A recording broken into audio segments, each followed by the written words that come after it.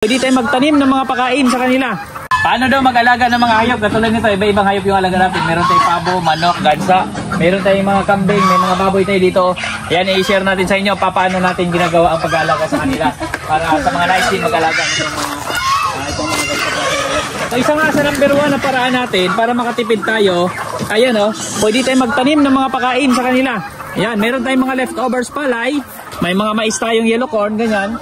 So yan, pwede natin ibigay dyan sa mga alaga natin. Lahat ng mga alaga natin dyan ay kumakain po niyan. Ayan. So dito may mga baboy din kami. Ayan may mga panglitsoning baboy. Maglalabas din ng isa para doon na sa labas makakainin. Tapos dito naman, ito yung ating mga pabo, gansa, mga native chicken. Hindi na kami nakapasok dyan pag nagpakain kasi dinudumog kami ng mga alaga. Although may mga mangilan-gilan na dito sa labas. Ayan so dito. So may isang baboy doon na pinalabas na.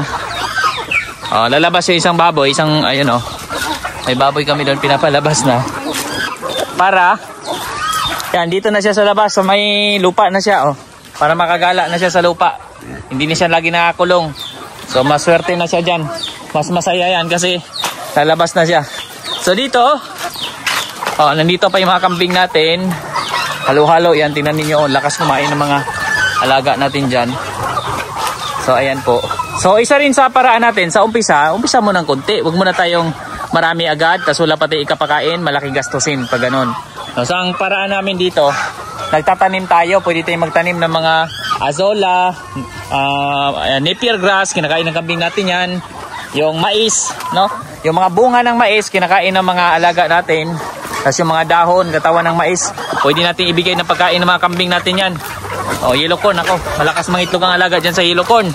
Malaking tipid po yan. Lakas nilang kumain lahat, Salo-salo na yan sila, pati kambing nandyan na nakikikain din. Ang lakas kumain ng mga alaga natin. So yun, pakunti-kunti lang. Ang style natin dito, sa umaga, pakainin natin sila. Tapos pinapakawalan na namin, pagkatapos kumain sa umaga, pinapakawalan na namin yan. Binubuksan namin yung net doon sa likod. So papunta sila doon sa green na area na yon. Pumupunta sila doon pagkatapos kumain sa umaga. Tapos sa hapon naman, umuwi na yan sila dito. Kasi yun yung schedule nila na kain, umaga at hapon. So yun yung ginagawa natin. Ang pagkain natin, yun lang yung mais, yung leftovers palay, or kung may budget tayo sa feeds, pwede rin feeds. Nung kunti pa lang to dati, nung nag-umpisa tayo, nag-feeds din tayo. Kasi pag ano naman, hindi naman ganun kalaking gastos kasi pa kunti-kunti lang naman Yung 1 kilo mo, matagal na maubos kung ilang piraso lang naman yung iyong alaga. Pero habang tumatagal, kung ganito na kadami, since mga native chicken naman karamihan dito, mga pabo naman yan, kambing, kumakain ng mga damo lahat yan. Itong manok natin, native chicken, na kumakain din ng damo yan. At kumakain din ng mais na tinatanim natin, mga azola, madre de agua, mataas sa protina, pwede nating ibigay na pakain dito sa mga alaga natin. Hindi lamang yan sila, kahit yung mga baboy, katulad nito. Yung mga nagtanong nga pala kung paano daw yung baboy, pag nilalabas mo sa kulungan, yung unang tali niyan, ganyan din. Sa mga nagtanong dati, ganito yung tali niya, ganyan. Talian din yan dyan sa ganyang kilid para pagka hindi niya matatanggal. So meron siyang ganyan. Yan naman, advantage sa kanya, nakakabungkal siya ng lupa dito sa labas, compare dun sa nasa loob lang ng kulungan. So ganyan muna siya dyan. Sinasanay siya dito sa labas kasi papakainin siya ng mga kasaba din, mga natural na pagkain mula sa labas. So yun yung style naman dyan sa biik na yan. So ayun So yun yung style natin. Lahat ng alaga natin dito, mga baboy, kambing. Ang kambing kasi yan ang best kasi hinahayaan lang natin yan sila dyan. Nakikisalo sila sa manok. Tapos pagkatapos nilang makikisalo sa manok, minsan nga kahit hindi na yan sila pakainin, walang problema kasi napakaraming damo. Lumalabas yan sila dun sa parte ng damuhan sa likod. So walang problema ang kambing. Ito mga manok, pabo, gansa, yung mga baboy, yan yung pinapakain namin sa umaga. Tapos pinapakain din natin yan sa hapon. So yung baboy, pwede feeds ang pakain natin. Depende sa diskarte. Sa amin, naghahalo din kami ng mga natural na pagkain. Nagluluto kami ng kasaba, naghalo ng madre de agua. So yan yung pinapakain sa mga baboy. Gabi, nandyan yung gabi, lulutuin yan. Tapos nandyan yung mga kangkong, kamote, yan pwede ipakain sa mga baboy. So ayun yung style natin para makaless tayo sa gastos. Lalo na kung nasa backyard lang naman tayo, backyard farming. Kung business na talaga yung ating gagawin, po pwede na yung naka-pure feeds tayo kasi mabilis na lumaki, no? Mas mabilis nating makuha yung gastos natin. So yun yung style naman. Itong amin ganito lamang, no? Ayan, kung pansinin niyo diyan sa paligid, may mga gabi tulad dito. Gabi, may mga saging din. So may iba-ibang pananim tayo, may papaya nga rin tayo diyan, para pag nagtinola tayo. So ayan, may iba-iba tayong mga paraan din ng pag-aalaga. So kung ganito naman yung likod natin, tulad nito, yun yung bahay ng mga magulang ko, bahay nila mama. Diyan kami dati nakatira nung wala pa akong sariling bahay. So diyan kami. Tapos yung dito sa likod, dati damuhan lamang to talaga. Niyugan, tapos ang produkto dito talaga niyug lang, tapos yung mga prutas mangilan-ngilan lang. No, so ang ginawa namin, nag-alaga kami ng hayop. So hindi na nasasayang yung area na ma-maximize namin. Yung ilalim ng niyugan, nagkakaroon pa ng ibang produkto. Meron tayong mga alagang hayop na pwede nating maibenta sa tuwing meron tayong pangangailangan ng pera or mga pang-ulam, may bisita tayo, meron tayong agad makukuha. No, yung mga bisita natin galing sa malalayo. No, so ayan yung aming paraan ng pag-aalaga ng hayop, no, dito sa bukid. No, so iklaro natin, ayun lang, mag-umpisa tayo konti-konti lang. Tapos ayun nga, ang pagpapakain nito umaga hapon, yung gansa, yung pabo, manok, pareho lang yan ang kinakain. Kung anong kinakain ng manok, kumakain din yan ng mga gansa. Advantage pa nga yan, yung gansa, mas malakas kumain ng damo yan, pati yung mga pabo, no, compared sa manok. Tapos yung mais, yan, pwede ipakain sa kanila, pwede ring i-feeds kung yun yung gusto mo, mag-feeds din para mas mabilis silang lumaki, mas mataba. So pwede rin yun. Ayun yung best. No, pero ang disadvantage nun, magastos talaga kapag lalo na pag ganito nakadami. No, kaya kailangan may mga diskarte din tayong gawin pagdating sa pag-aalaga natin ng hayop, no.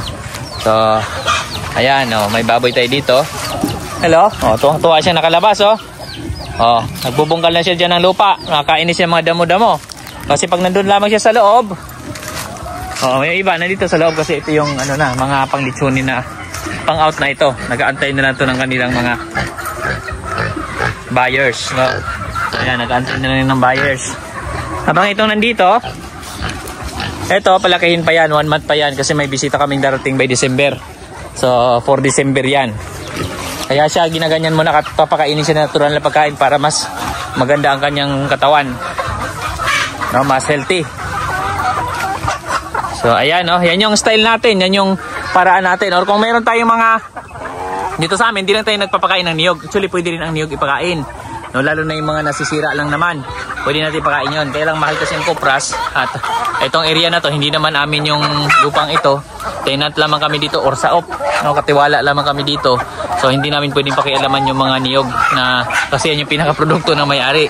So, ang sa amin, kung ano yung mga pwede na ipakain na iba o yung niyog na sira talaga, pwede yan. Or yung mga gabi, kamote, kangkong na tinatanim namin na para talaga sa alaga, yun yung binibigay namin. Yung mga madre de agua, mais, no, yun yung mga binibigay natin sa ating mga alaga dito. So ayan. So far naman, kahit na hindi naman sobrang dami yung pinapakain sa alaga, sasapat na kasi nga naka-free range sila doon sa damuhan na parte. No, kasi dati ang una kong tanong nung ako'y nais mag-alaga, paano ba mag-alaga nito? Ano yung pinapakain? Yun yung pinaka-importante kasi di mo alam paano pag-alaga, ano yung papakain. So sa akin, yun lang. No, umpisa ka lang konti, tapos kung konti lang naman, i-pitch mo muna. Bili ka ng 1 kilo, magtagal na maubos yan. Or kung gusto mo naman sanayin na sila agad sa mga natural, bilhan mo ng yellow corn. O magtanim ka na ng yellow corn, dahan-dahan na. Kung talagang goal mo magparami at ayaw mo at wala kang malaking panggastos, o dahan-dahan ka na magtanim na pakain sa kanila, Madre de Agua, o Azola, at marami pang iba na available dyan sa paligid na pwede natin ibigay na pakain sa ating mga alaga. No, so, ayan makukulit na yan namilipad na ng ganyan. So, ayan, marami namang mga diskarte na po pwede din gawin. Sa totoo lang, mahirap lang din talaga kung talagang isipin mo, magtanim pa ako, marami pang trabaho yan. Bili na lang akong feed, so pwede naman yun. Mas madali yun. Pero magastos nga lang talaga. Pag marami na, lalo pag ganito kadami at inaasa mo sa feeds, malaki gastos mo talaga. No, so sa amin naman, hindi masyadong mabigat sa bulsa kasi nga may tanim kami. Or minsan naman, pag kinakapos, bumibili kami ng darak, pwede mong ihalo yun sa kangkong, pwede ibigay sa kanila. Or yellow corn, bumibili tayo ng yellow corn na buo. Tulad ng pinapakain natin kanina, pinapakain sa kanila. Or manguha tayo ng mga left, lalo na ngayong panahon ng tagpalay, manguha tayo ng mga leftovers na mga palay. Matira-tira dyan sa palayan ng mga ipa, no, may mga halo pa naman yan, nabuo pa. So po pwede nating ibigay na pakain yan sa ating mga alaga. So ayan, marami tayong mga diskarte pa pagdating sa pag-alaga ng hayop. No, actually, may mga upload tayo ng mga video tungkol sa mga diskarte natin dito, no, sa mga alaga natin at yung paano mag-alaga tungkol sa mga housing, may mga ganung video rin tayo. So yan, subscribe lang, bisitahin nyo yung channel natin, marami pa tayong mga video. At muli po sa inyong lahat, maraming salamat po.